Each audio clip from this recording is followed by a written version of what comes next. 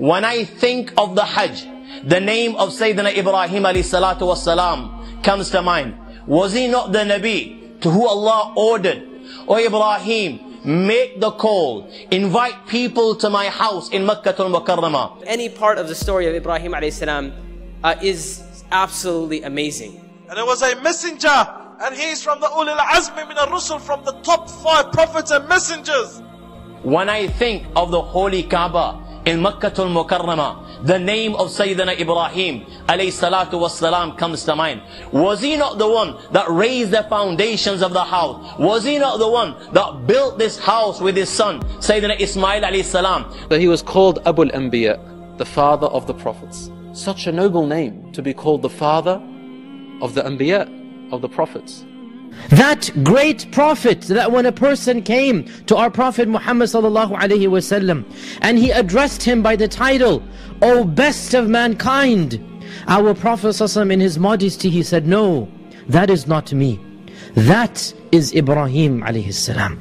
Thousands and thousands of people are desperate and die to read namaz behind the Maqam Ibrahim. The name of Ibrahim comes to mind. Was this not the blessed stone upon which Sayyidina Ibrahim would stand, and he would act like a lift, and he would make the house of Allah?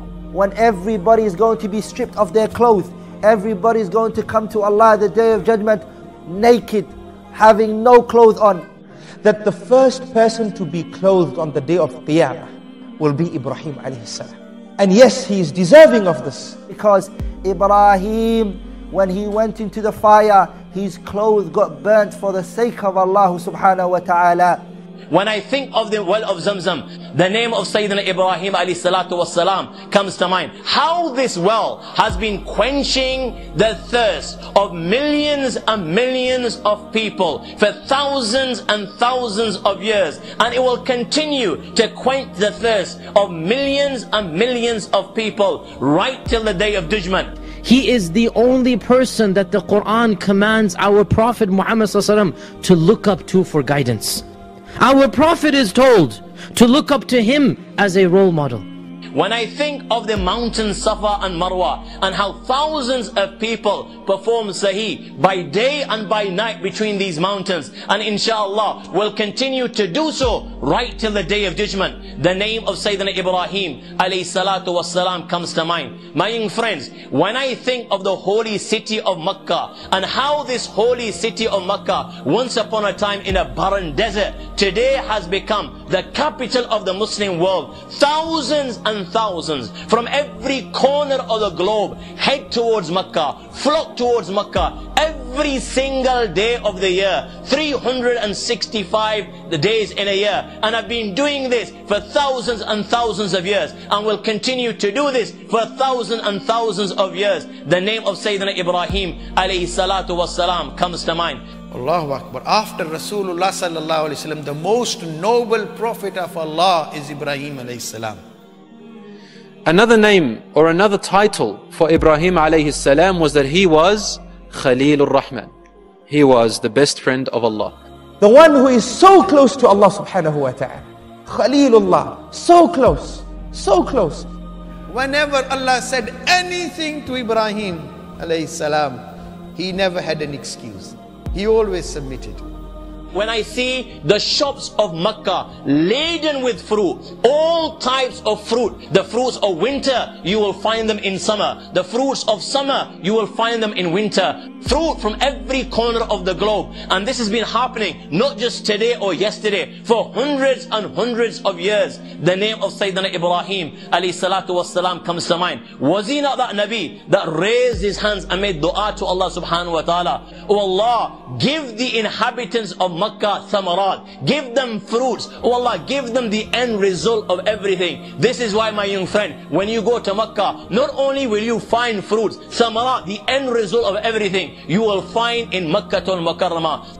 And Allah subhanahu wa ta'ala had accepted the dua of Ibrahim.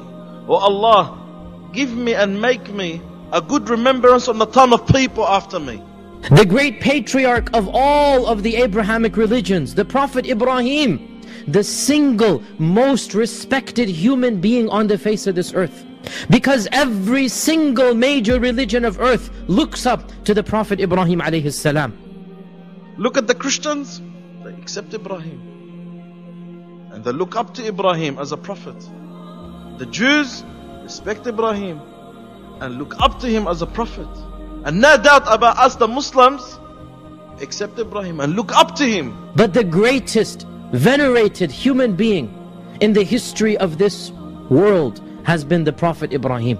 When I see women roaming around in late hours of the night in Makkah al-Mukarramah at 1 o'clock at night, at 2 o'clock at night, with hundreds and hundreds of riyals in their pockets, never mind rape, not one single human being even raises an eye with an evil intention towards them. The name of Sayyidina Ibrahim ﷺ comes to mind. Was he not that Nabi that made this dua? Oh Allah, make this city a city of peace, a city of aman. He is such a great man that all the messengers who came after him were from his family.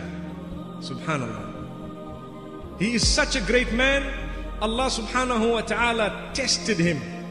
Not once, not twice, but again and again.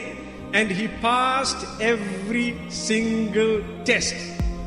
When I see the disabled, when I see the blind performing the Hajj, when I see the old and weak that can barely walk, traveling thousands of miles to Makkah al-Mukarramah from every corner of the globe, the name of Sayyidina Ibrahim Alaihissalam comes to mind. Was he not the one that made the dua? Oh Allah, fill the hearts of some from amongst men with love towards them. This is why you find, my young friends, even though the Hajj is a very long and tiring journey, no matter how many times a Haji experiences difficulty, he wants to go again and again and again. And whenever he gets the opportunity, irrespective of the difficulties, he makes his way to Makkah al-Mukarramah. Rasulullah sallallahu alayhi wasallam, when he was taken to the heavens and he reached the 7th heaven, he saw in that heaven Ibrahim alayhi salam. His back was on Baytul Ma'mur. Baytul Ma'mur is a place